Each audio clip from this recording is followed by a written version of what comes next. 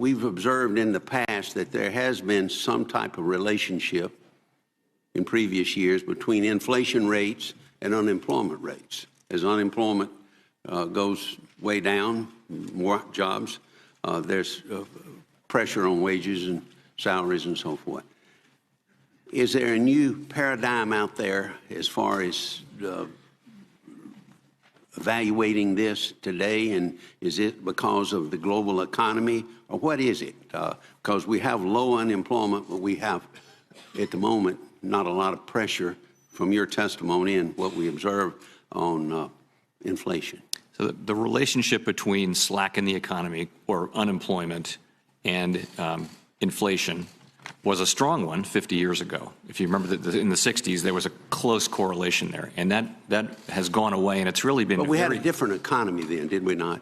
Very different economy in so many ways, and in this way, that really, I would say that period, at least 20 years ago, that period was over, and the relationship between unemployment and inflation became weak. It's become weaker and weaker and weaker. In addition to that, I think we're learning that interest rates, that the neutral interest rate is lower than we had thought. And I think we're learning that the natural rate of unemployment is lower than we thought. So monetary policy hasn't been as accommodative as we had thought. So I think we're learning all of those things. At the end of the day, there has to be a connection, because low unemployment will drive wages up, and ultimately higher wages will drive inflation, but we haven't reached that point. And in any case, that connection between the two is quite small these days. What's your take on the ability for the German nation to borrow money, their bond, at a lower rate than we do, say a 10-year bond?